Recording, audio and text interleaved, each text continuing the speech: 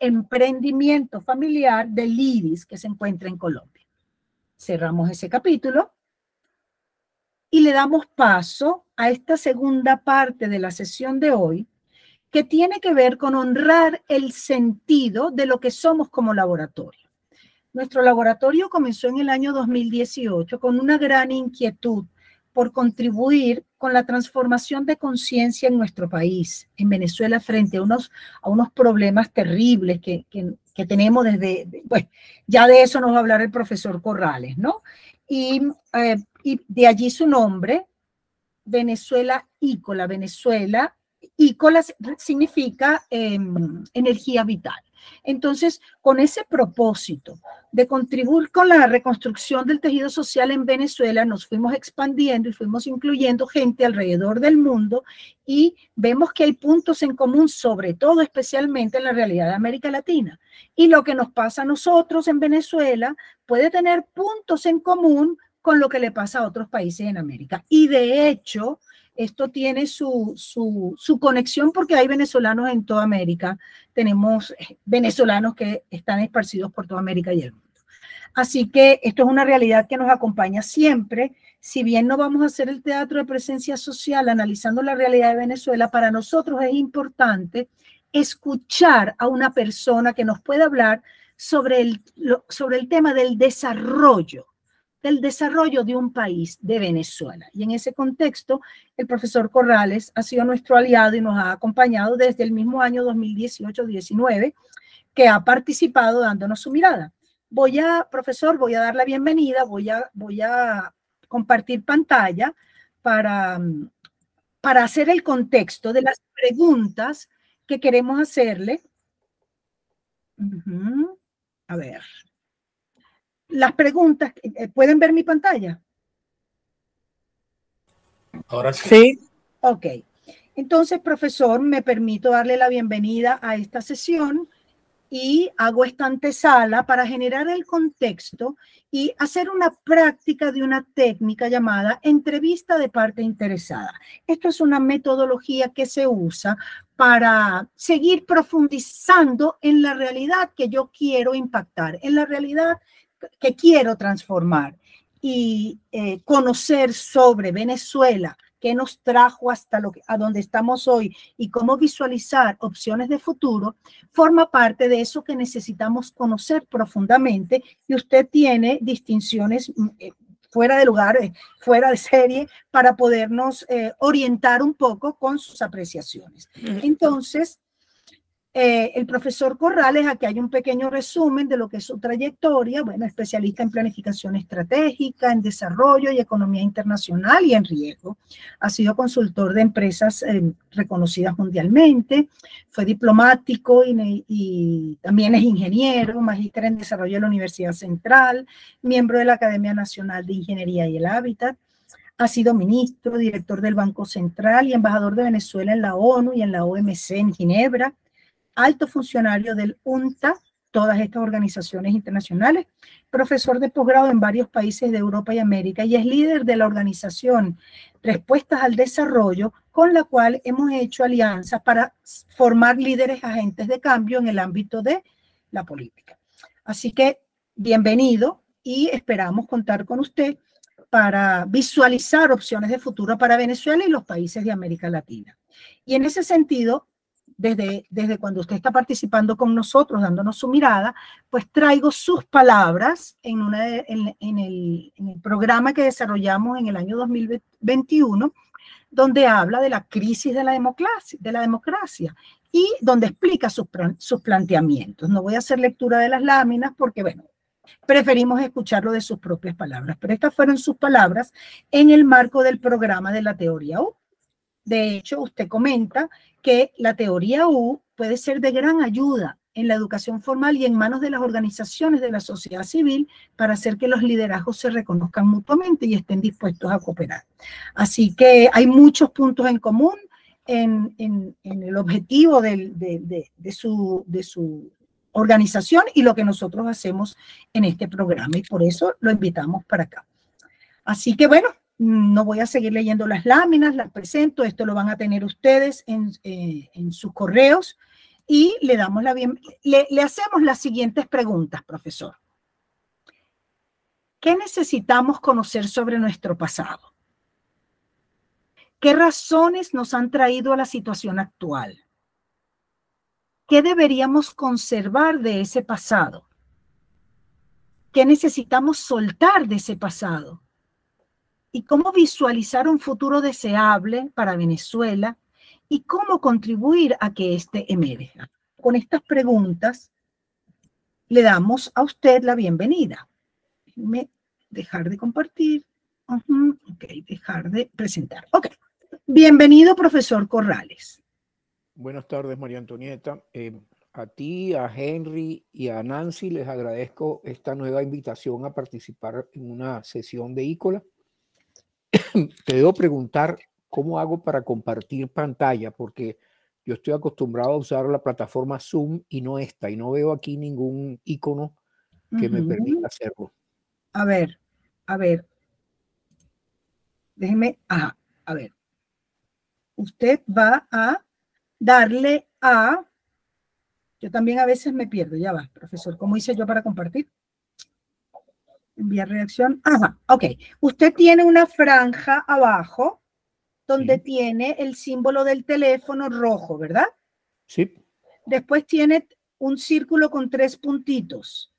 Sí. Y después tiene un pequeño rectángulo con una flecha que dice presentar ahora. No, o sea, mi rectángulo con una flecha dice actualidad ahora. Ese es el que me sirve. Muy bien. Haga clic allí a ver si le sale la opción toda tu pantalla, una ventana o una pestaña. Y allí le doy tu pantalla completa. Sí, toda tu pantalla. Pero lo que veo es tu pantalla. O sea, te veo a ti, veo la misma pantalla esta, pero no veo mi presentación. Déjame ver si esto...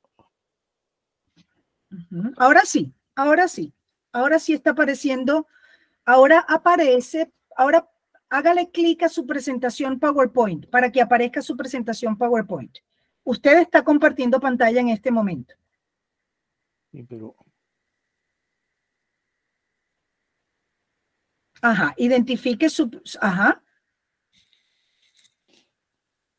Ok. bien. ¿Se ve ahora? Sí, ahí se ve. Sí. Muy bien. Ok. Bueno, muchísimas gracias. Voy a intentar responder a las preguntas que me había pasado María Antonieta. Lo voy a hacer aproximadamente en el orden en el que las preguntas fueron hechas. Para eso me valgo de una corta presentación donde tal vez en unos 20 minutos, como mucho 25 minutos, intentaré dar respuesta a esas preguntas. Hago una salvedad de antemano. Preparé esto y voy a hacer mención o comentario durante la presentación de forma que sea aplicable no solamente a Venezuela. De hecho, las lecciones de Venezuela voy a resaltar cómo pueden relacionarse con lecciones que están viviendo o con experiencias que están viviendo en este momento otros países de América Latina. Con relación a qué es necesario conocer sobre nuestro pasado. Venezuela tuvo durante 50 años, los 50 años más brillantes de la historia de Venezuela, que van entre 1930 y 1980, tuvo un progreso enorme, al punto que, por ejemplo, en los dos gráficos que ustedes ven allí, el gráfico que tiene una curva en rojo que sube hasta el año 78 y luego comienza a bajar, Venezuela entre 1936 y 1976 multiplicó por 3,5, perdón, multiplicó por 7 el salario medio real, es decir, el salario medido como capacidad de adquisición, descontada la inflación. Y eso no ha sucedido en ningún otro país de América Latina y en muy pocos países en desarrollo. En ese mismo proceso, en el gráfico que está más a la derecha, pueden ustedes ver la curva punteada en azul, cómo baja la precariedad laboral. La precariedad laboral es un índice que se calcula como la suma de el número de desempleos abiertos, de personas en desempleo abierto, y el número de personas que viven en una situación de trabajo informal. Eso sucedió durante esos 50 años que les acabo de decir, pero a partir de finales de los años 70 comenzó una involución que ustedes pueden ver en el primer gráfico como una caída de del salario medio real y como una elevación de la pobreza. La curva en rojo, la pobreza ya llegaba a ser menos del 25, del 30% a mediados de los años 70 y comenzó nuevamente a subir. Eso contribuyó a que en Venezuela creciese la frustración de las mayorías y se reflejó en las elecciones a lo largo de esos años. Ustedes pueden ver en el gráfico que apareció ahora abajo una curva azul que muestra la cantidad, el número de personas pobres en millones de habitantes. Se lee sobre la escala de la izquierda, que tiene números azules, y tienen otra curva, que es la curva roja, que muestra la suma de los votos que se registraron en las elecciones que van de 1958 a 1998, la suma de los votos que iban en contra de los partidos democráticos y de las abstenciones. Eran muy bajos esos números hasta 1988, cuando está subiendo ya la pobreza, y se elevaron muchísimo, al punto de que en las elecciones de 1998, aproximadamente el 80% de los votos fueron contrarios a los partidos democráticos o abstenciones. Y eso es consecuencia de lo que se ha llamado el vaciamiento de la democracia. La democracia no se ocupó, a partir de los años 80, prácticamente no se ocupó de asegurar oportunidades para que todos los niños y jóvenes tuviesen una educación de calidad, que había sido la estrategia de años previos, que había hecho que creciese la población que pudiese llamarse de clase media y se redujese la pobreza. Y por eso, al final del siglo XX, se pierde la democracia venezolana a manos de un populismo. En realidad, a partir del año 1999, cuando llega al poder un partido populista que más tarde hace un gobierno que llega a ser un gobierno protototalitario, a partir de ese momento se sigue profundizando la crisis venezolana. Ustedes pueden ver en la misma curva de salario cómo cae hasta llegar a niveles prácticamente iguales a cero el salario real del venezolano, después de haber estado en un nivel del índice de casi 350, prácticamente está en cero para el año 2021. La pobreza llegó a ser, el gráfico de la primera fila a mano derecha, la pobreza llegó a superar el 96% en el año 2020, y en el gráfico de abajo podemos ver una comparación entre Venezuela y el conjunto de los países desarrollados. Es decir, el gráfico de abajo muestra en la curva roja el cociente de dividir el Producto Interno Bruto per cápita de Venezuela por el Producto Interno Bruto per cápita promedio de los países desarrollados, de los países miembros de la OCDE. Y ustedes ven cómo estuvo por encima del promedio de los países desarrollados por muchos años y comenzó a decrecer hasta llegar a niveles en los cuales, como ustedes van a ver en estas comparaciones que se hacen gráficamente con la flecha, Venezuela tiene en este momento un índice del salario que no se conoció en algún año anterior, es decir, en un año posterior a los años 30, cuando se tienen estadísticas de esto. Tiene niveles de precariedad también previos a los años 30 del siglo pasado. Y tiene un nivel de su cociente de su Producto Interno Bruto per cápita dividido por el de los países desarrollados previo a 1870. Es decir, Venezuela volvió a ser el segundo país más pobre de América Latina y el Caribe, como lo había sido antes de que comenzara la época petrolera venezolana. En resumen, si vemos estos dos gráficos que están ahora a mano derecha, de primero está el mismo gráfico que vimos al final de la lámina anterior, en el cual se ve cómo se comportó la línea roja firme, cómo se comportó el cociente del Producto Interno Bruto per cápita nuestro con relación al de los países desarrollados. Hubo años en los que estuvo en el 160%, o sea, 60% más alto que el promedio de los países desarrollados. Pero también está el segundo gráfico, el de más abajo, representa el índice de calidad de la democracia.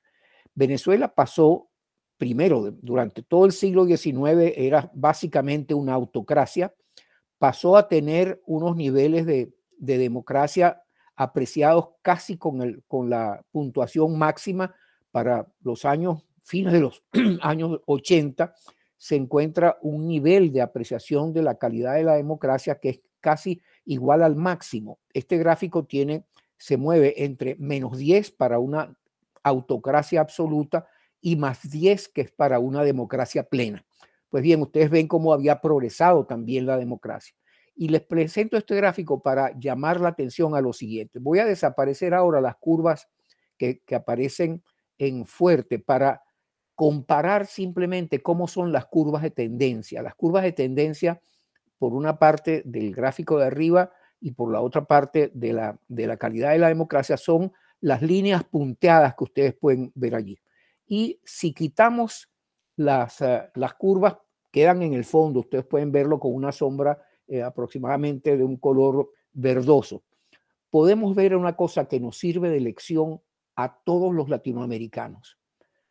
Cuando desmejora las condiciones de vida de la población, como sucede en Venezuela, y ustedes pueden ver allí que baja desde los años 60, comienza a caer el indicador de calidad de vida, comienza a producirse una presión sobre la gobernanza democrática que va precedida aproximadamente entre 25 y 30 años y hace que también caiga la calidad de la democracia.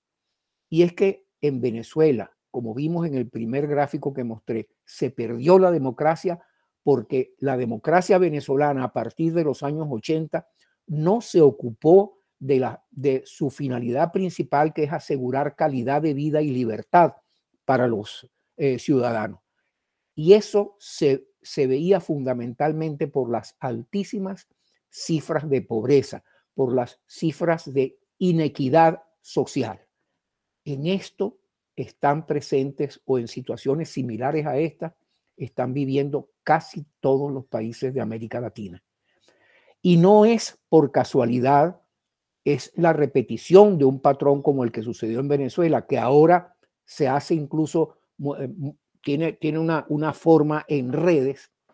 No es por casualidad que el populismo llamado por ellos mismos revolucionario, adquiere la importancia que tiene en los partidos de izquierda que, por ejemplo, hoy dominan los gobiernos de toda América del Sur.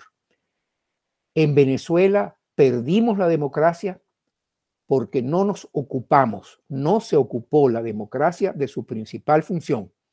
Y más tarde llegamos a la crisis profundísima que vivimos en este momento porque el populismo que llegó al poder explotando las frustraciones de la sociedad se convirtió en un régimen autoritario extremo.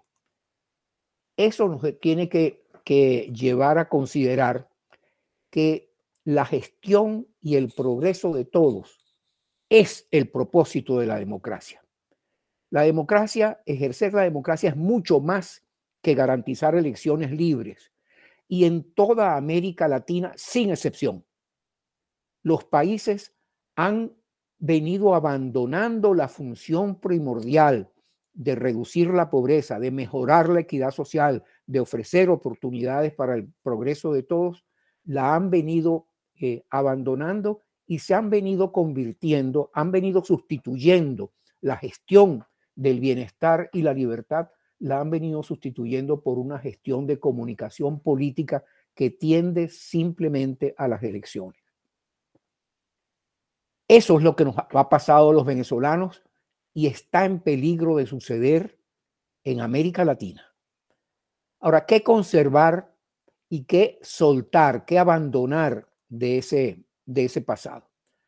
Primero deberíamos conservar la experiencia de que solo se puede crear condiciones, solo creando, perdón, condiciones para el progreso de todos, es posible mantener estable una democracia.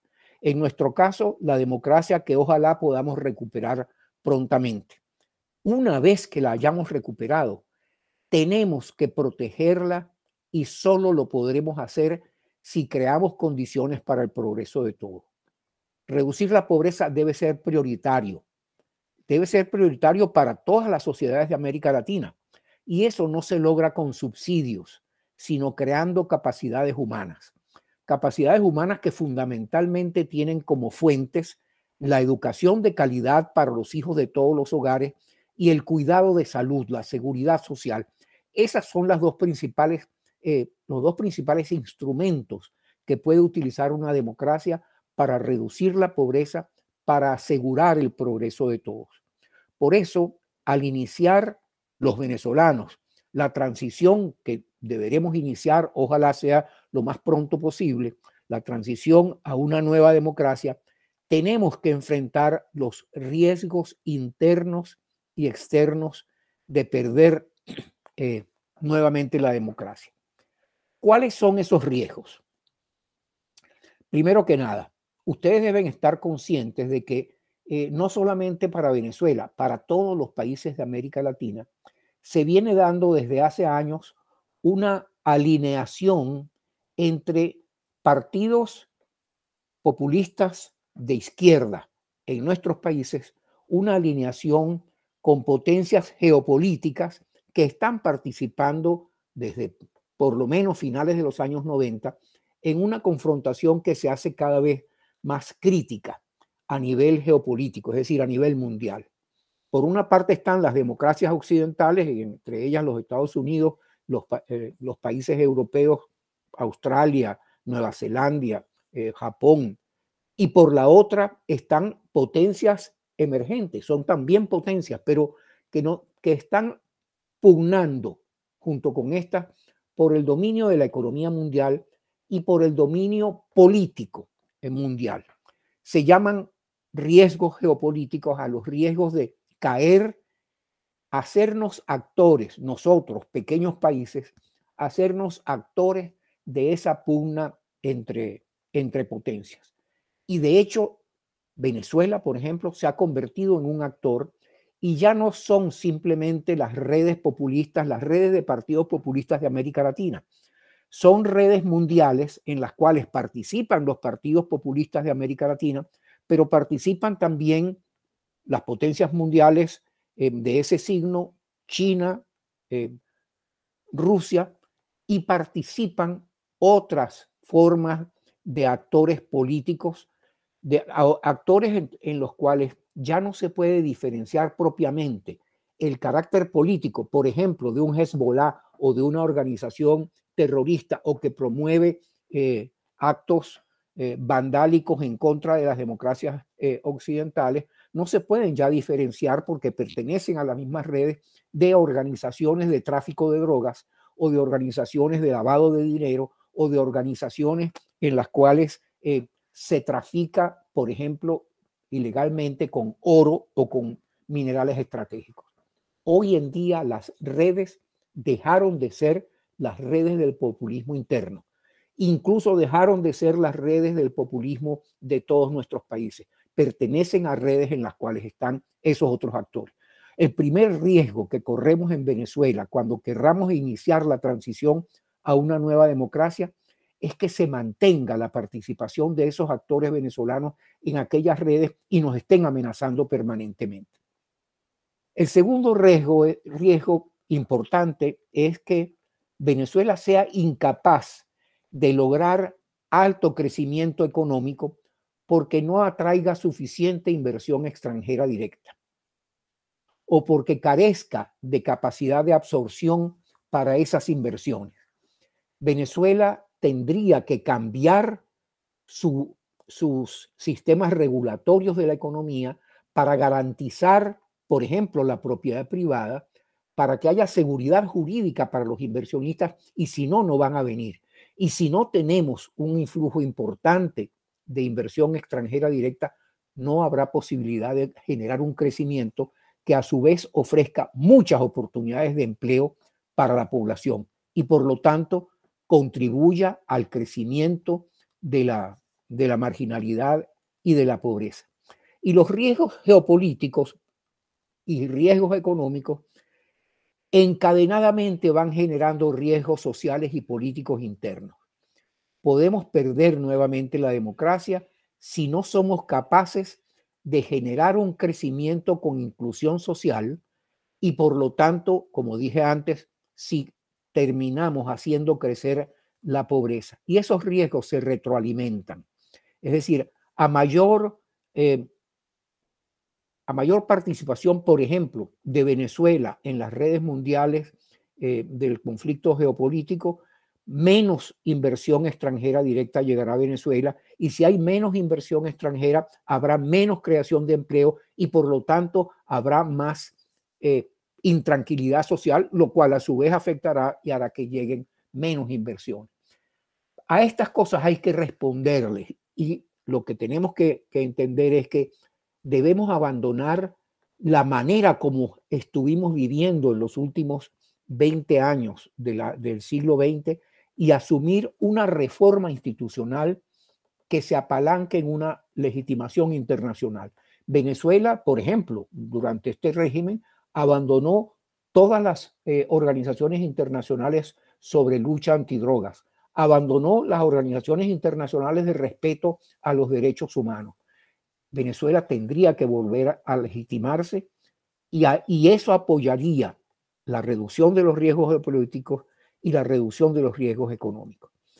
Pero debería además tener una estrategia de crecimiento y creación de capacidades. Como dije, la creación de capacidades consiste fundamentalmente en una educación de calidad sostenida que sirva desde los niños y jóvenes hasta los adultos para mejorar su capacitación para insertarse en la economía, pero que debe estar alineada con los objetivos de desarrollo sostenible, porque hoy en día no se puede recibir inversión extranjera directa a menos que las estrategias de desarrollo, de crecimiento de los países estén alineadas con esos objetivos. Y por último, en Venezuela en particular, es indispensable poner en marcha un pacto de políticas públicas para el progreso de todos. Nosotros estamos en una situación peor que la que está en el resto de los países de América Latina, que también tienen un riesgo frente al populismo de perder la democracia y de transformarse en lo que se transformó Venezuela. Pero en el caso nuestro es tal el riesgo de perder en unos pocos años la democracia si no atendemos a lo que dejamos de atender en los últimos años del siglo XX, es tal que necesitamos un pacto en el que participe toda la sociedad. Venezuela enfrenta una serie de que suelen llamarse entre sociólogos y gente dedicada al desarrollo social, que suelen llamarse trampas de la pobreza. La población venezolana en un 96% está en situación de pobreza. De ese 96%, aproximadamente entre un 50 y un 60% está en situación de pobreza estructural. Es decir, que aunque mejorase la economía venezolana, no podrían insertarse establemente en el aparato económico porque no tienen capacidades humanas, porque no están capacitados, por ejemplo, para participar en la economía moderna con un salario bien remunerado. Estos 5 bloques explican cuáles son esas trampas. La primera son las escasas oportunidades para insertarse en la economía. La segunda es que los hogares en situación de pobreza tienen una altísima vulnerabilidad y son vulnerables ante, por ejemplo, enfermedades. Al no tener seguros médicos y al no contar con un sistema de seguridad social, en Venezuela desapareció el sistema de seguridad social, simplemente no hay manera de que se recuperen de un impacto que suceda, por ejemplo, en un derrumbe que suele suceder en los cerros de las grandes ciudades en Venezuela, donde viven los hogares pobres, o ante la enfermedad del padre de familia, un chico que estaba estudiando bachillerato debe dejar de estudiar, estaba formándose, creando capacidades humanas, debe abandonarlas para venir a suplir el hecho de que su padre ya no puede contribuir a mantener económicamente a la familia, y de esa manera automáticamente hereda la pobreza de sus padres.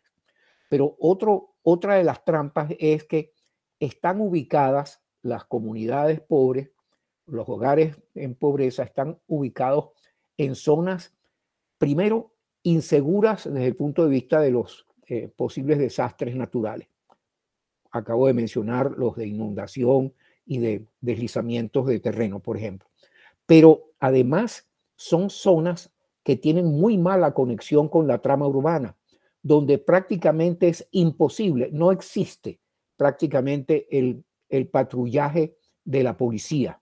Y entonces son zonas de una gran inseguridad para la familia y para los niños, que terminan siendo cooptados por las pandillas desde muy temprana edad y se terminan transformando en pandilleros. La cuarta trampa es la trampa que existe donde quiera que existe un populismo. El populismo puede ser ejercido por un partido populista que está en la oposición, o puede ser ejercido por el Estado. En Venezuela, debido a que hemos dependido tanto de la renta petrolera durante más de 60 años, hemos dependido tanto de la renta petrolera que desde el Estado se usó muchísimo la renta para captar clientela. Es lo que se suele llamar el populismo rentista clientelar. Pero los partidos también ejercen ese tipo de populismo. Y el ciudadano de a pie es manipulado. En él es relativamente sencillo crear expectativas que superan lo que puede dar el Estado, y el rédito que obtiene el populismo con eso es que la expectativa frustrada hace que se genere cada vez un mayor descontento de la población con el gobierno democrático. Y por último está la violación de derechos humanos por el Estado, la discriminación social, sobre todo la discriminación a la mujer, que termina siendo en la mayoría de los casos la jefe de familia, y la escasa cooperación social de otros grupos. Esas son las 5 trampas de la pobreza. Por lo tanto, una política de la transición tendría que atacar a estas trampas hasta destruirlas. Solamente así sería posible para Venezuela que perdure una democracia que llegásemos a recuperar. Lo primero que hace falta es una reforma regulatoria y unas políticas económicas que cambien cómo ha sido la economía venezolana. No podemos seguir siendo un país que solamente exporta petróleo y que depende del gasto del Estado más que del gasto privado. Eso hay que cambiarlo, y es un cambio profundo que no se podrá hacer en muy corto tiempo. Hay que desarrollar una economía de mercado, de protagonismo privado, no público, y que tenga crecimiento, que tenga baja inflación y que tenga una reducida huella ambiental. Una segunda línea de acción dentro de estas estrategias de crecimiento inclusivo es una reforma del Estado que elimine las oportunidades para crear populismo, que retome. En Venezuela hubo una reforma que se inició en el año 1989, una reforma que tendía a eliminar los instrumentos populistas en manos del Estado. Bueno, esa reforma fue simplemente truncada en 1999 e incluso se retrocedió. En esa reforma estaba incluida la descentralización, el llegar a que hubiese un verdadero poder municipal y una participación de la población en las decisiones que la afectaban. se montó un sistema de protección de derechos humanos y todo eso se vino al suelo porque el populismo ofrece y crea frustración, crea disposición a la pugna entre grupos sociales y cuando llega al poder tiene que continuar haciéndolo. Hay una frase famosa, repetida varias veces por un famoso ministro venezolano. No podemos, por dos ministros venezolanos, perdón, no podemos reducir, eliminar la pobreza porque solamente nos mantenemos en el poder mientras se mantenga la pobreza. La tercera línea es la de la creación de un sistema de seguridad social universal que se vaya implementando progresivamente, porque Venezuela va a tener restricciones de capital para poder hacerlo de un golpe, aparte de que también ha perdido buena parte del capital humano y será difícil que regresen todos los venezolanos que se fueron al exterior. En Venezuela comenzó a desaparecer desde los años 80 el sistema de seguridad social y hay que montarlo sobre unas bases distintas, no sobre unas bases estatistas como fueron aquellas. La educación en Venezuela, en cualquier país del mundo, la educación es la principal vía para la creación de capacidades humanas. Y en Venezuela la educación pública se ha venido abajo en calidad desde los años 80 y hoy en día prácticamente no existe la garantía ni siquiera de que sean cubiertos los programas educativos, las finalidades educativas de los distintos grados, porque hay, por ejemplo, en el bachillerato, en la educación media, hay materias en las cuales algo así como el 70% de los planteles públicos no cubren matemáticas, física y química, simplemente no las cubren. Y en las escuelas básicas, los maestros, uno ve lamentablemente cómo, primero que nada, ha habido una emigración enorme de maestros. Y segundo, uno oye hablar a los maestros cuando están haciendo sus reclamaciones desde todo el punto de vista justas, los oye expresarse y se da cuenta de que tienen una capacidad muy baja para contribuir a elevar el capital humano de los niños y jóvenes que tendrían ellos que educar. Por eso es indispensable que haya una alianza entre la educación pública, las escuelas privadas, agrupaciones de maestros privados para asumir ese reto en el cual tenemos que comenzar a generar victorias tempranas. Es decir, los hogares pobres, los niños de los hogares pobres tienen que asumir inmediatamente, en cuanto comience la reconstrucción de la democracia, tienen que asumir una ruta distinta, tienen que de verdad tener acceso a educación de calidad y eso no lo va a poder hacer el Estado solamente. Por último está la necesidad de que en los barrios se comience a vivir desde el comienzo mismo de la transición, se comiencen a vivir mejoras en la calidad de vida. Y para eso se plantea un programa, tiene que haber un programa que genere primero transformaciones físicas, que genere empleo, porque los programas de educación, de capacitación de la fuerza de trabajo no van a generar realmente resultados cuantitativamente importantes antes de 10 o 15 años. ¿Y qué hacemos en ese lapso de 10 a 15 años para generar empleo estable para muchas personas? Esto puede ser una salida. Tiene dos finalidades, un programa de mejora de la infraestructura y los servicios en los barrios. Una finalidad es que realmente los hogares populares vivan una mejora en su calidad de vida y la otra es que se generen muchas oportunidades de empleo que son poco exigentes en cuanto a capacitación, porque la actividad de la construcción es la menos exigente de todas las actividades de empleo estable.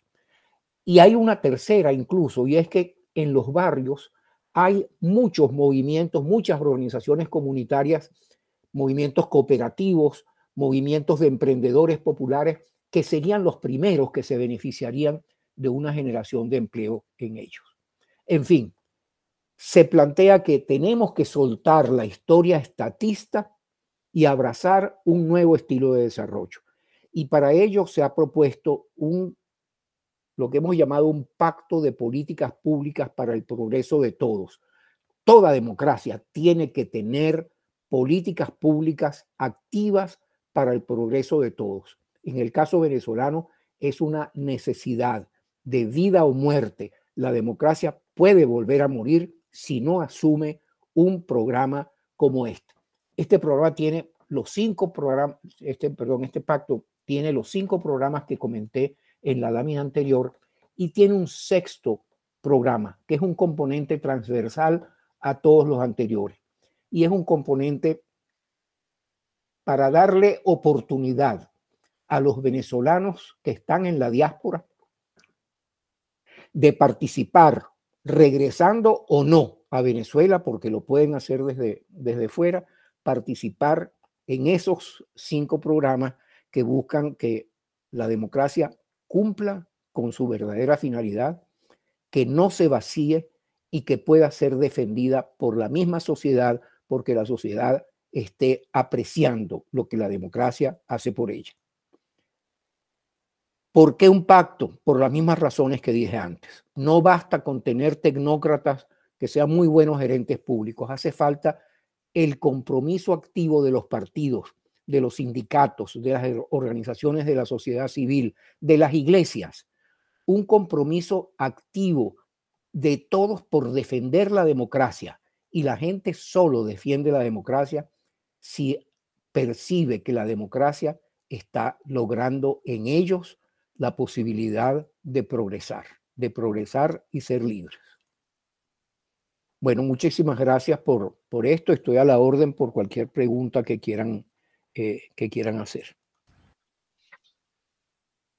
Muchísimas gracias, profesor. Tomé nota de muchas palabras importantes. Su exposición ha sido muy clara, muy diáfana sobre la realidad venezolana. Voy a destacar algunas oraciones importantes y voy a ir de atrás hacia adelante, ¿no? Usted habla de que hace falta un compromiso de todos los actores de la sociedad y que la democracia debe ser defendida por la misma sociedad. Y también habla de la diáspora, la importancia de la participación de la diáspora en estos programas de reconstrucción de Venezuela, ¿no? Soltar la historia estatista y abrazar un nuevo estilo de desarrollo.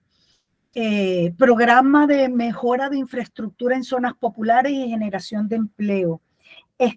Alianza entre escuelas privadas y públicas. Generar victorias tempranas y mejoras en la calidad de vida, seguridad social, la educación como principal vía para crear capacidades humanas, retomar la descentralización, eliminar los instrumentos populistas del Estado, superar las 5 trampas de pobreza que usted comentó. Bueno, es mucho. Yo tomé nota de muchísimas cosas, todo muy valioso.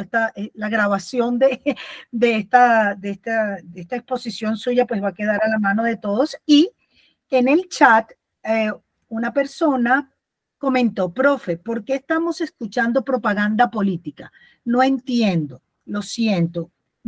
Quizás, Beatriz, tú quieres, la pregunta es, ¿qué significa propaganda política? ¿Te gustaría hacer la pregunta? Profe, ¿usted puede dejar de compartir su pantalla?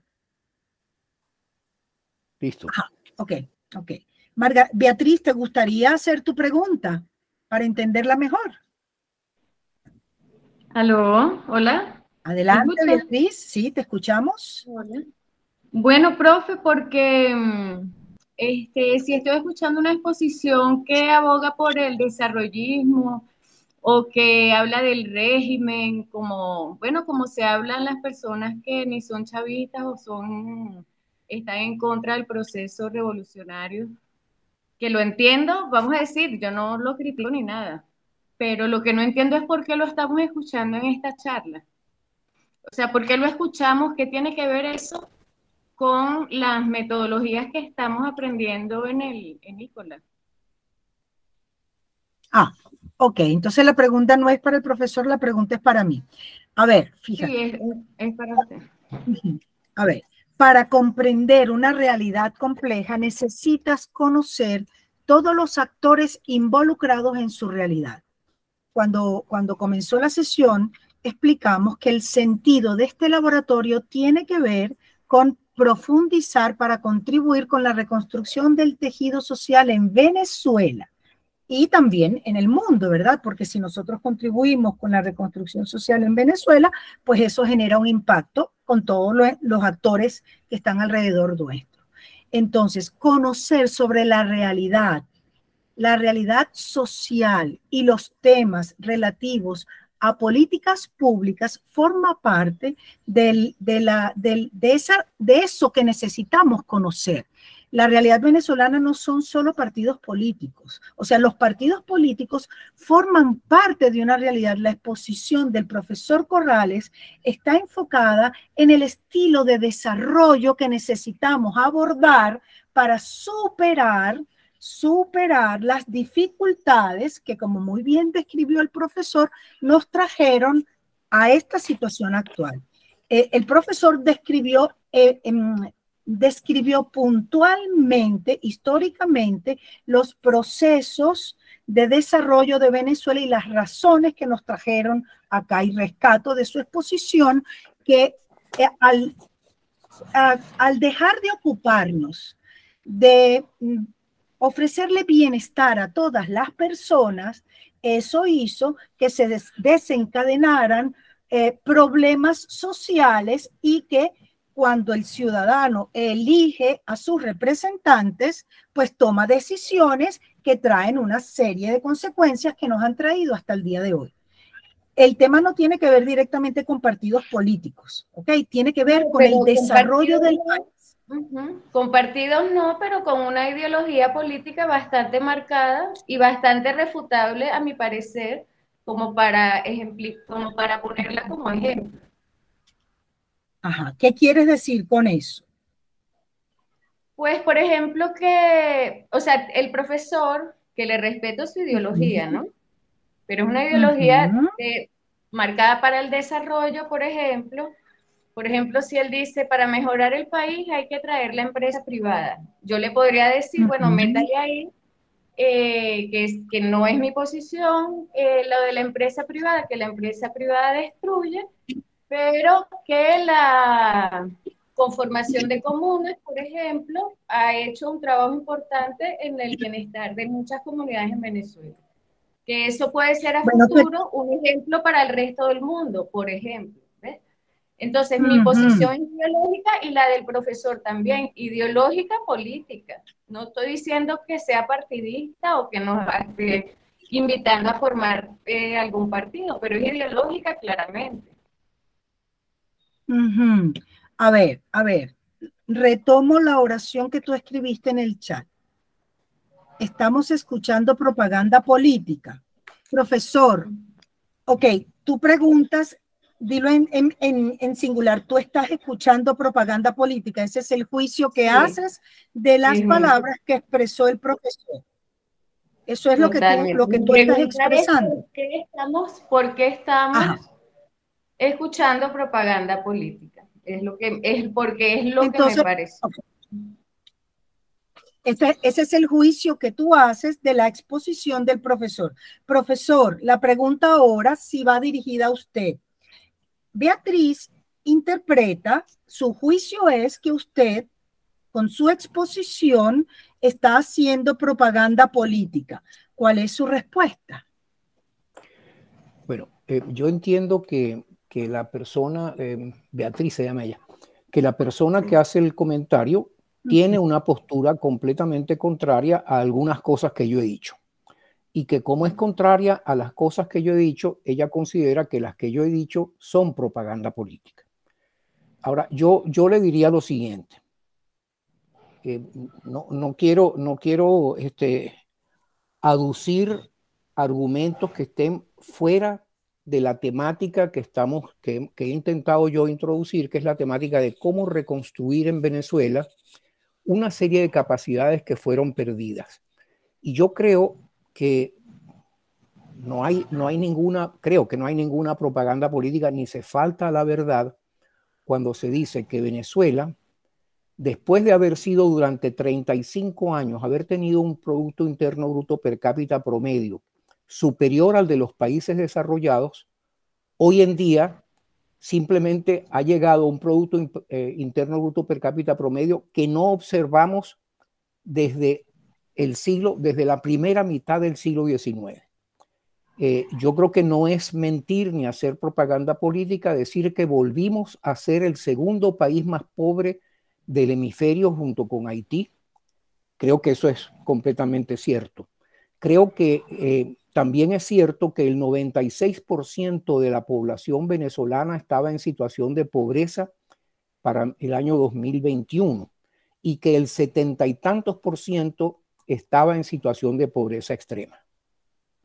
No son cosas falsas y que no se están utilizando. Por otra parte, yo he reconocido que no solamente lo he reconocido, lo he planteado varias veces, que una democracia tiene como deber fundamental generar oportunidades para que todos los miembros de la sociedad progresen. Y tiene la obligación de hacer que haya oportunidades de creación de capacidades para que esas personas puedan progresar autónomamente, no tengan que hipotecar su vida a ningún gobierno ni a ningún partido político. Estas son las definiciones de desarrollo que hoy en día se manejan en el mundo. Yo no entiendo cómo la palabra desarrollo puede tener una connotación negativa. Sí entiendo que desarrollismo es un término por el cual se trata de contrastar con el término revolución lo que ha logrado la humanidad a lo largo de más de 2000 años. Yo vengo de una raíz marxista. Mis posgrados fueron en la Universidad Central de Venezuela, en el Centro de Estudios del Desarrollo, donde muchos de mis profesores fueron marxistas. El libro que yo publiqué en el año 2019, Venezuela, Vértigo y Futuro, fue prologado por un profesor que falleció lamentablemente hace aproximadamente un año, un profesor a quien aprecié muchísimo y admiré muchísimo, Héctor Silva Michelena, de las mentes más brillantes del marxismo y de la teoría de la dependencia en toda América Latina, reconocido mundialmente. Héctor, en el prólogo, escribió una cosa que para mí era increíble. Me dijo, el capitalismo es el único sistema. Si es pensado para la equidad, es el único sistema en la historia de la humanidad que puede mostrar logros. Yo le pregunto a la señora Beatriz, ¿cuáles son los logros que puede mostrar la revolución bolivariana, los logros sociales que puede mostrar la revolución bolivariana?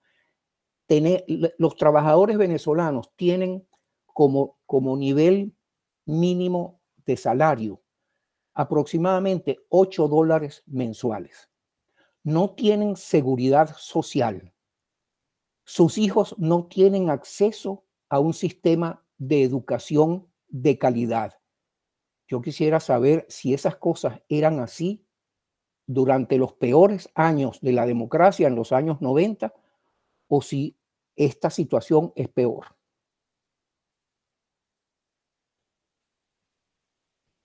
Gracias, profesor Corrales. Tiene la palabra Henry. Sin embargo, Beatriz, ¿tú quieres hacer algún otro comentario desde tu mirada, desde tu percepción, desde lo que las palabras del profesor Corrales responden a tu inquietud? No, profe, no.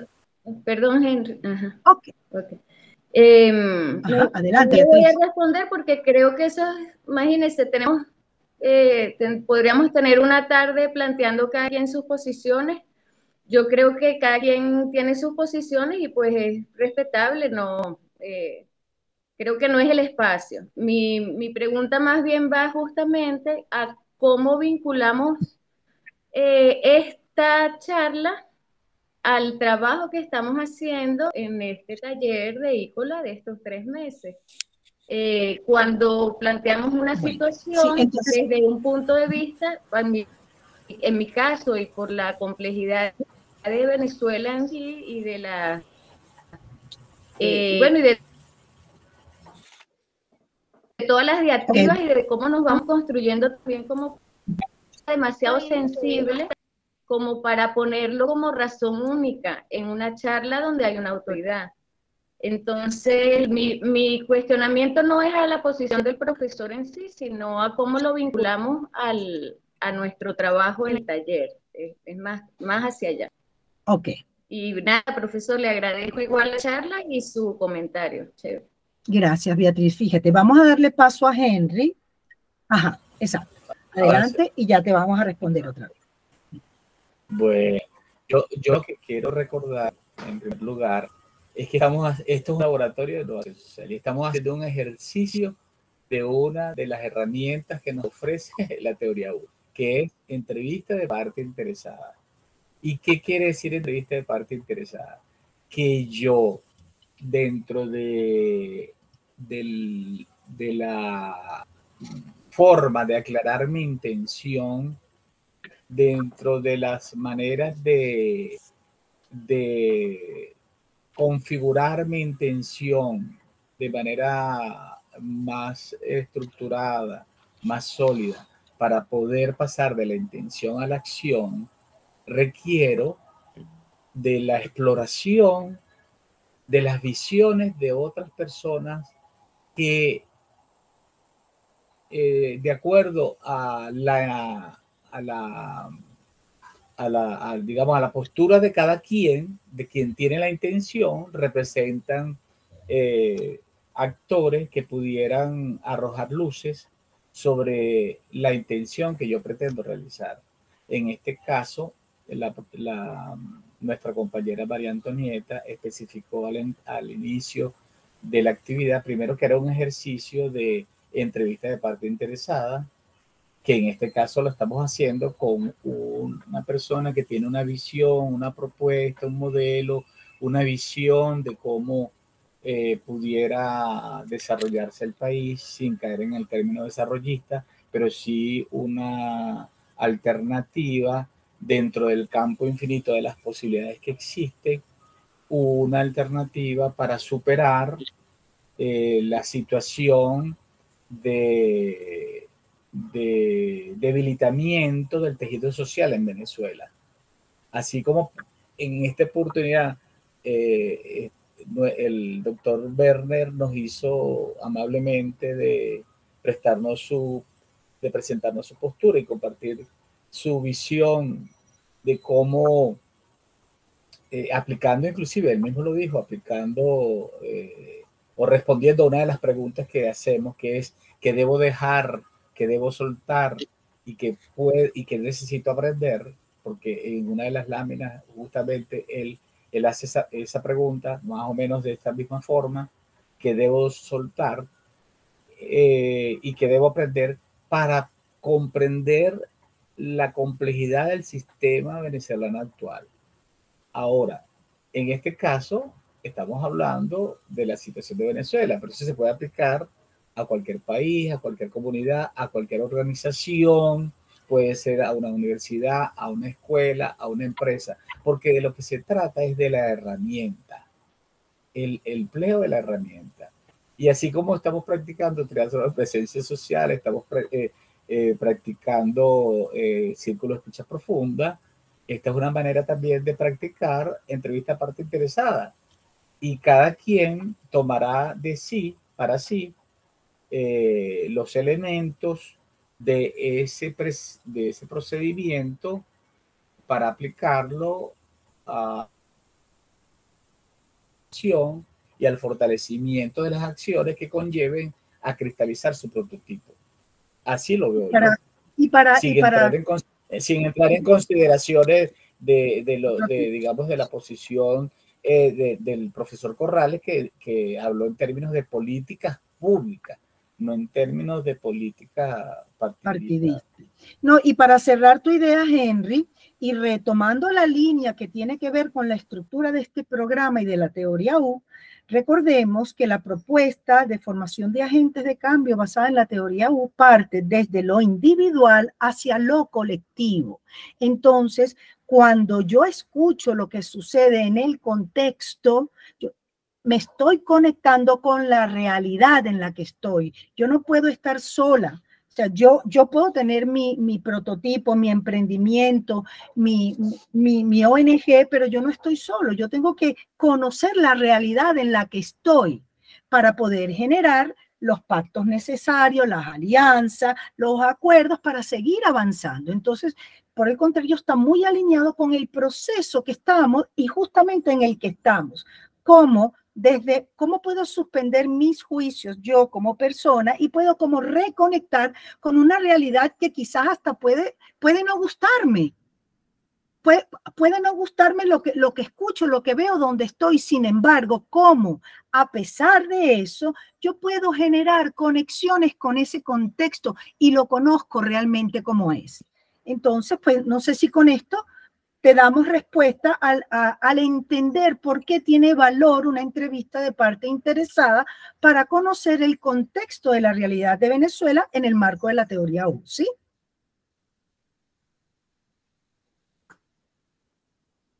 A ver, Margarita, adelante.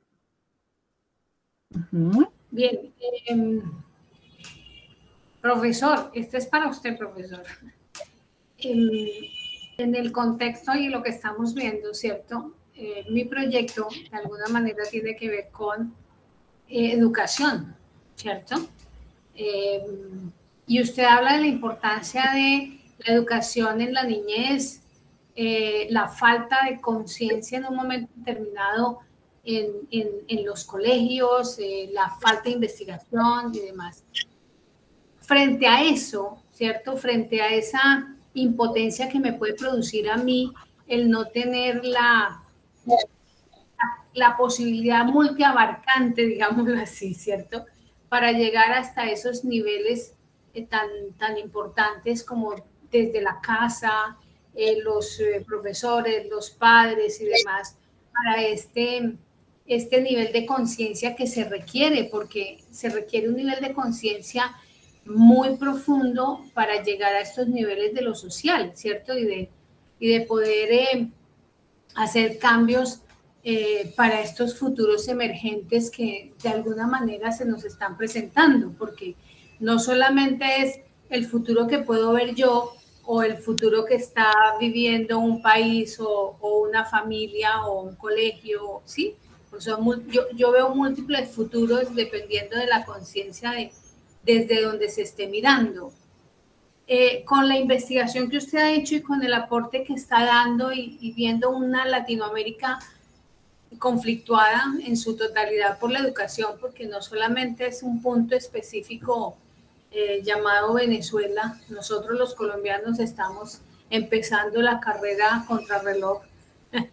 ¿Qué hacemos desde casa? ¿Qué hacemos con las redes sociales? ¿Cómo podemos, o sea, para mí, cómo podría ser el llevar esta posibilidad de reeducar, ¿cierto?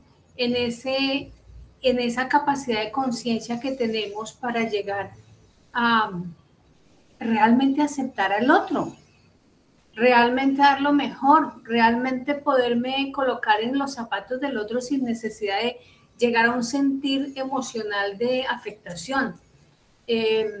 Y viendo, por ejemplo, lo que está planteando este proyecto que nos corresponde ahora en este tejido que estamos haciendo de la teoría U, que es Lidis queriendo todo un contexto social que ella está viviendo, ¿cierto? ¿Cómo hacer? O sea, ¿qué usar? No sé, usted tiene experiencia y lo ha visto y pues nos ha dado una palomita. Me gustaría como escuchar cuál sería eso, ¿no? O sea, porque es fácil decir, hay que hacerlo. Bien, pensemos también en el paso a paso. Aquí tenemos 13 o 17 personas que están generando una visión, ¿cierto? Y que cada uno puede coger un pedacito de tal vez ese paso a paso que podría ser el mejor. Bueno, yo no sé si hay alguna otra pregunta. Me gustaría oírlas todas, a ver si puedo hacer más corta la respuesta englobándolas. Sí, yo tengo una pregunta, doctor. Porque justamente una de las cosas que plantea Otto Scharmen es la disrupción del ser humano consigo mismo, la disrupción del ser humano con los demás y la disrupción del ser humano con el planeta, con el ambiente. ¿Cómo usted puede vincular esas tres disrupciones o grandes rupturas que definen el momento de la crisis de la humanidad actual? ¿Cómo lo puede vincular con lo que usted está planteando?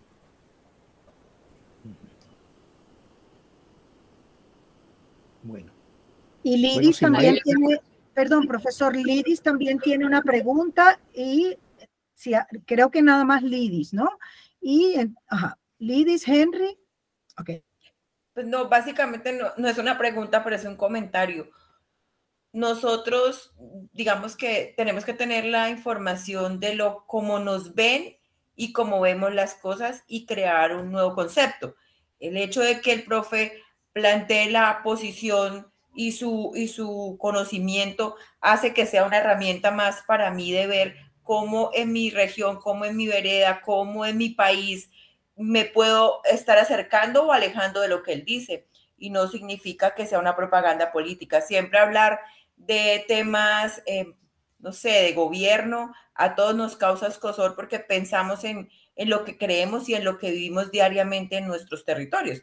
Yo siempre he tomado como beneficio, como un inventario de beneficio para saber cuándo yo puedo utilizar esa información para compararme, para mejorar, para alejarme de esos criterios. Es como mi opinión. Me gusta mucho tu comentario porque yo creo que eso va a complementar lo que necesita escuchar Margarita. Así es. Y Carolina, escuchamos a Carolina y ya entonces le damos la palabra al profesor y hacemos el cierre entonces, ¿ok? ¿Me escuchan? Sí. Primero que todo. Sí, porque la otra vez no me escuchaba, estaba con la duda de intervenir. Okay, sí, adelante. Mire, yo rescato del profesor, que ya es la segunda vez que lo escucho aquí en la experiencia que he tenido con la teoría U, yo diría que también hay que recuperar, ¿no? Ahorita es un momento también de recuperar cosas que hacemos de una manera y bueno, si es posible mejorarlo. A mí me gusta ver que la gente presente datos, o sea, haya la posibilidad de hacer un análisis también más a nivel macro y si hay una postura, no debe ser algo que limite, más bien que enriquezca, o sea, tener un planteamiento claro de alguien que propone un camino, no quiere decir que eso esté escrito en piedra, o sea, son cosas que también son mejorables. Y creo que el ejercicio grupal que estamos haciendo también debe llevarnos un poquito a eso, ¿no?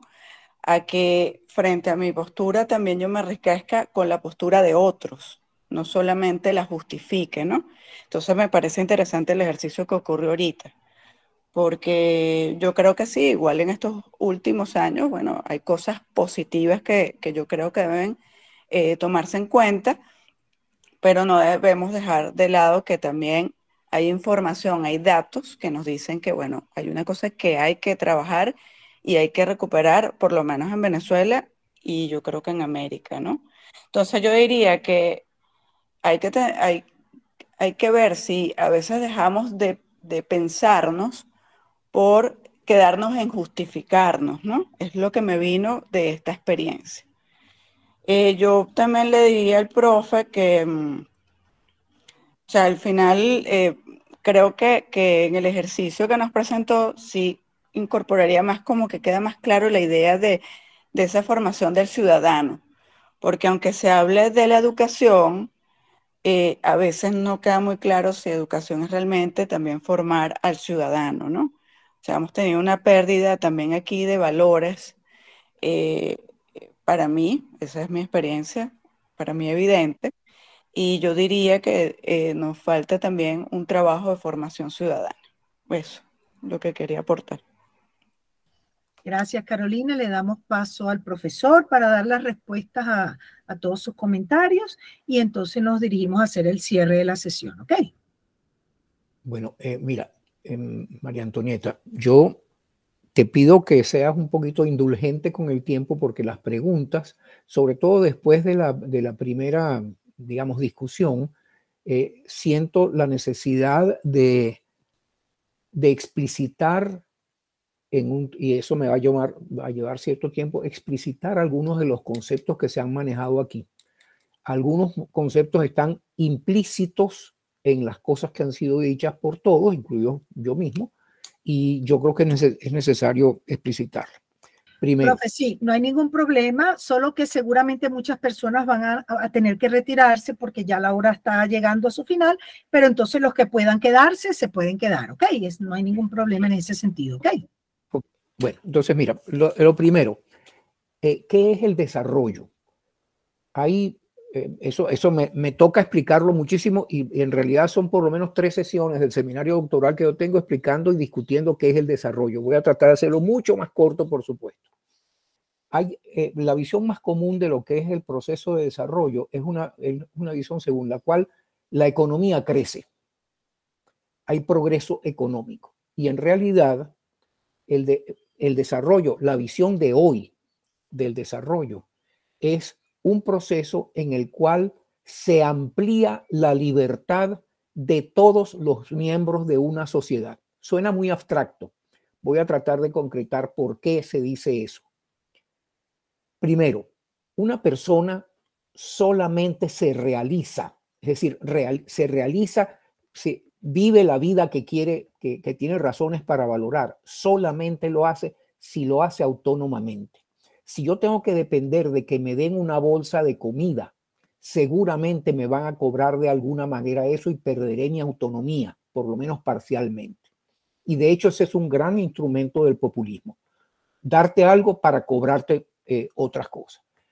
De allí que el desarrollo solamente puede lograrse si todos los miembros de la sociedad pueden vivir la vida que tienen razones para valorar. Es decir, si todos tienen capacidades humanas que le permiten discernir las opciones de vida que tienen y que le permiten insertarse, insertarse a través de sus funciones sociales, insertarse en una vida que le genere un beneficio que no necesariamente tiene que ser material. Una persona solo es libre cuando tiene capacidades. Si no tiene capacidades, repito, tiene que depender de alguien que le supla esas capacidades. Y eso no es gratis, no es gratuito jamás en ninguna sociedad del mundo, en ningún momento de la historia de la humanidad. De allí que entonces la definición de desarrollo hoy en día es una sociedad está en desarrollo cuando todos sus miembros tienen capacidades y las pueden emplear para vivir la vida que tienen razones para valorar. Eso, dicho más corto, es una sociedad está en desarrollo cuando todos sus miembros tienen una creciente libertad. Primer punto. Segundo punto, ¿de dónde viene el término tejido social y qué significa eso de ruptura del tejido social? Hay 4 dimensiones, se reconocen 4 dimensiones en un modelo teórico del desarrollo, que son la dimensión de las capacidades, y donde yo obtengo capacidades, puedo construir capacidades, que es la educación, la salud, en fin, y donde la economía como conjunto, la economía de esta sociedad puede incrementar sus capacidades, lo que solo es posible si los miembros de la sociedad tienen capacidades humanas. Esa es una dimensión, la dimensión de las capacidades. Otra dimensión es la de los logros. Yo solamente puedo tener logros cuando tengo capacidades. Pero no todo el mundo tiene las mismas perspectivas de logro. No todo el mundo persigue los mismos objetivos en su vida.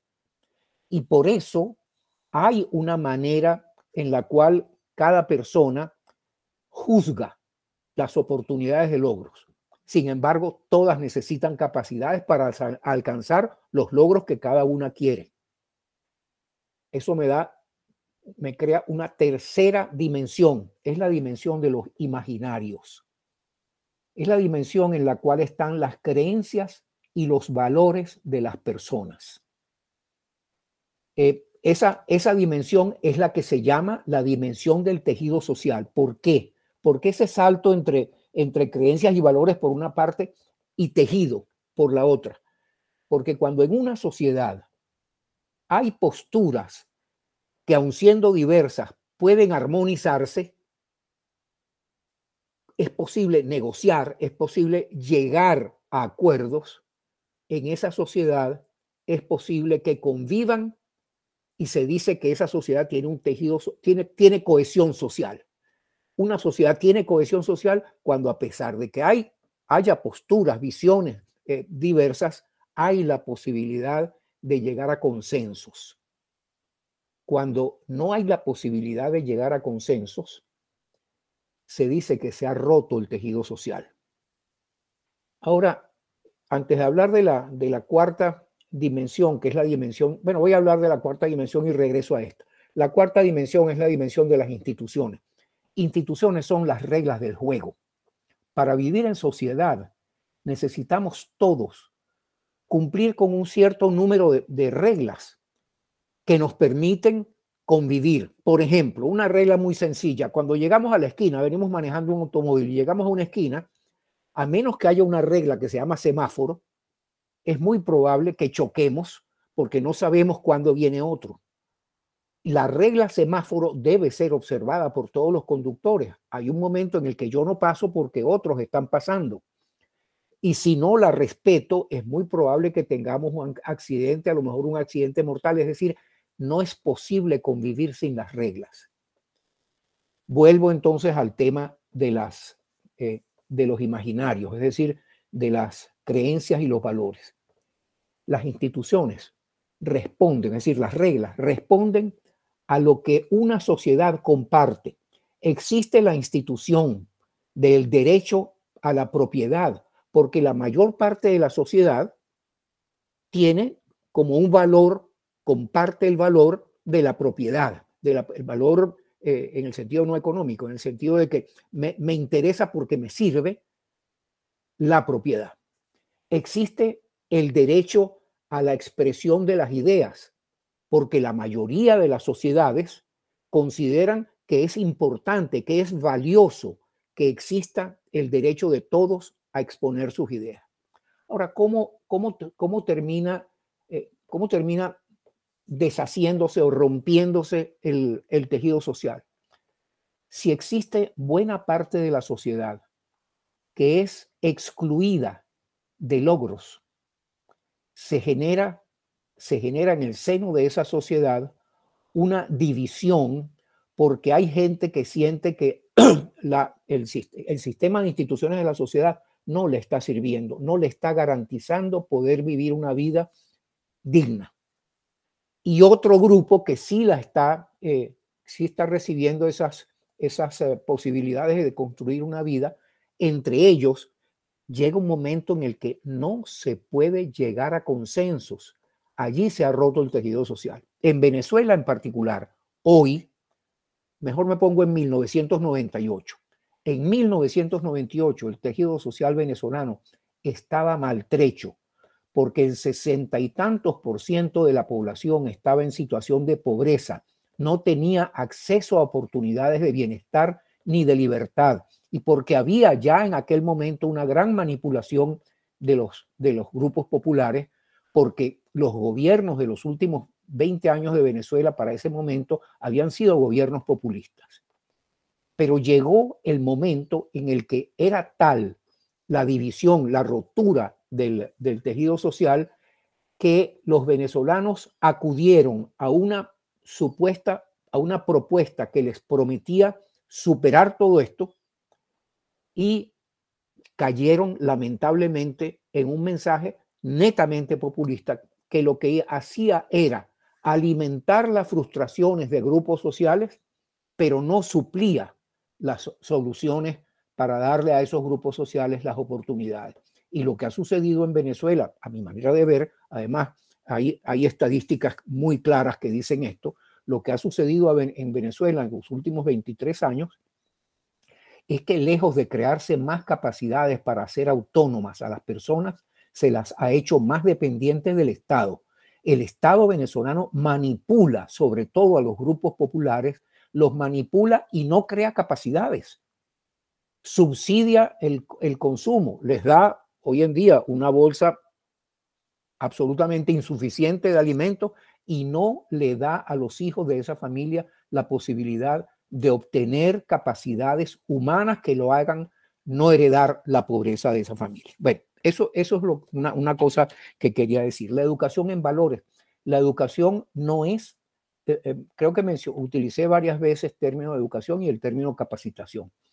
Se capacita para ejercer una función. Se educa para crear conciencia. Un proceso de educación es un proceso de generación de conciencia. La libertad solo se adquiere si se tiene capacidades humanas para juzgar lo que me rodea, para juzgar qué me puede ser útil y en última instancia para ser autónomo. Y alguien que no es autónomo no es libre. En cambio, una persona que es autónomo está ejerciendo la libertad. Las grandes visiones, otras preguntas.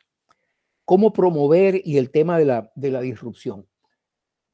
Al analizar cualquier sistema social, sea un sistema de una comunidad, sea el sistema de una región, sea el sistema de una nación o sea el sistema mundial, es indispensable mirar a las 4 dimensiones. La dimensión de las reglas a nivel mundial existe también. Existe una serie de reglas que están sostenidas por acuerdos internacionales y existen logros cuya valoración por una sociedad es distinta a la valoración que tiene otra sociedad. Aparte que en el seno de una misma sociedad puede haber valoraciones distintas para una misma clase de logro. La disrupción, yo he oído pocas charlas del profesor, de este profesor de MIT, que es el padre de la teoría de Otto Scharmer. Pero la disrupción de la que se habla a nivel mundial tiene mucho que ver con algunas de las cosas que hemos mencionado.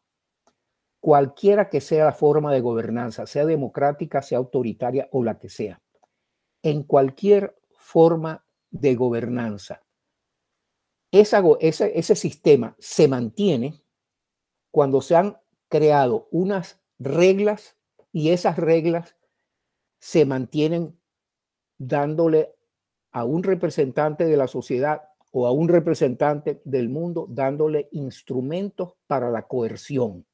Esto es así, ha sido así desde hace 5.000 años y será así siempre, porque las sociedades, las agrupaciones de sociedades funcionan sobre base de reglas que tienen que cumplirse, y quien no cumpla una regla que ha sido acordada termina teniendo una sanción que proviene de sus conciudadanos, de las instituciones de su propia sociedad nacional o del sistema mundial al cual pertenece. La disrupción de la que se habla, que se ha hablado muchísimo, en 2 momentos, voy a tomar nada más los años 90 hasta hoy. A principios de los años 90 se pensaba, incluso hubo autores muy famosos que escribieron del fin de los conflictos, que se había acabado la pugna ideológica. Resulta que no se acaba la pugna ideológica porque permanentemente existen intereses, existen imaginarios, o sea, creencias y valores distintos en las personas y en las sociedades nacionales que esa diferenciación lleva a pretender que mi postura, mi visión, mi creencia sea la que prevalezca. Y en esa disrupción, hoy en día, en esa crisis de las sociedades, hoy en día en las sociedades occidentales, se habla de algo que mencioné varias veces, que es el vaciamiento de las democracias. no es un problema de Venezuela, ni siquiera es un problema de América Latina, es un problema de la sociedad occidental en general. La política la política supuestamente democrática, que tiene como finalidad ofrecer a toda la sociedad, a todos los miembros de la sociedad, las oportunidades de realizarse en libertad, la política se ha vaciado y se ha venido convirtiendo cada vez más en una práctica para ganar elecciones, en la que se sustituye la estrategia de desarrollo entendido como expansión de las libertades de todos, se sustituye la estrategia de desarrollo por un discurso electoral. Y lo que se llama vaciamiento de la política hoy en día es la conversión, la transformación de las democracias occidentales en democracias electorales que solo buscan ganar unas elecciones. Hoy en día, por ejemplo, en Venezuela, uno oye muy pocos mensajes de los políticos de oposición que hablen de otra cosa que no sea de unas elecciones. Incluso hubo un famoso mensaje en los años, creo que fue en el 2013 o 2014, que decía: móntate en el autobús del progreso. Yo me reuní con el candidato que usaba ese eslogan y le dije, pero bueno, mira, a mí me gustaría conocer qué es lo que ustedes llaman progreso. Y él me dijo, él y su asesor comunicacional me dijeron, es que no podemos definir progreso, porque hay que mantener progreso para que cada quien crea que progreso es lo que él quiere. Y de esa manera convencer a mucha gente para que vote por mí. Eso fue dicho así. Eso no solamente es el vaciamiento de la política, esa es la manipulación de la política. Yo te ofrezco algo que tú crees que es lo que tú quisieras recibir. Y la persona que está al lado tuyo recibe como mensaje una cosa que él interpreta de manera distinta. Bueno, en realidad es una enfermedad de todas las democracias occidentales, el vaciamiento. Se han ido vaciando, han dejado de cumplir la función de crear condiciones para el progreso de todos, para la libertad de todos, y se han convertido en aparatos para ganar elecciones.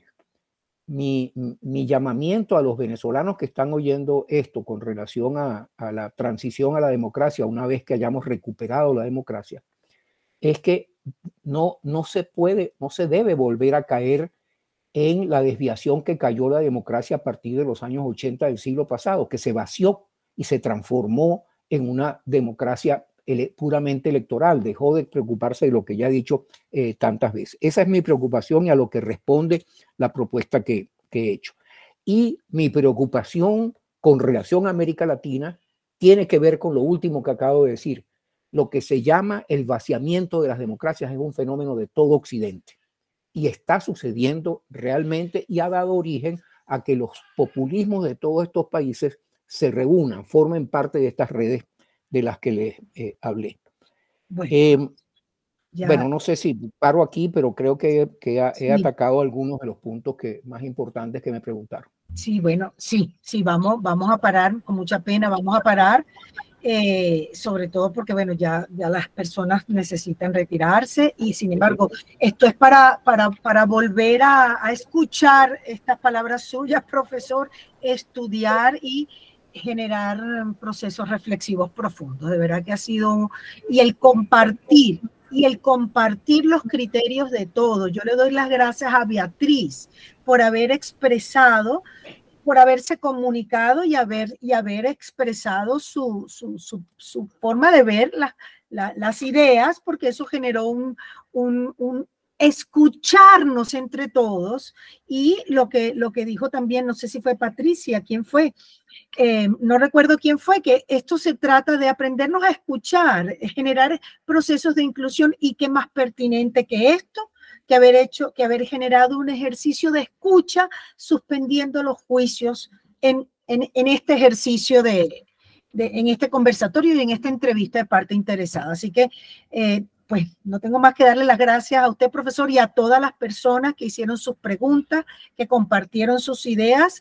Y bueno, nada, esto nos da una mirada para seguir avanzando, cada uno de nosotros en donde estamos ubicados con nuestros prototipos, con nuestros procesos, entendiendo que somos libres de obtener el bienestar por el cual yo merezco, tener, como lo dijo el profesor Corrales. Así que esperamos que esta conversación, que esta entrevista de parte interesada haya generado cosas positivas y procesos reflexivos para todos. Muchísimas gracias, profesor. Yo en este momento... Gracias a ustedes. Gracias a ustedes. Hubiera querido tener más tiempo para poder participar en una discusión sobre el tema. Que discusión no quiere decir... discusión, ¿no? Desacreditar. Discusión es escuchar. Se construye en la crítica. Así es. Así es, y de eso se trata la teoría U, porque la columna vertebral de esta metodología tiene que ver con escuchar. Así que qué mejor ejercicio de escucha hemos hecho hoy, profesor, entre la comunidad que estuvo aquí presente y usted. Así que muchísimas gracias, profesor. Gracias a ustedes, de verdad, muchas gracias. Gracias. Chao, hasta luego. Chao. Hasta luego, y nosotros acá vamos a hacer un ejercicio de cierre. Hola, linda, ¿cómo estás? Vamos a hacer un ejercicio de cierre en este momento. Yo voy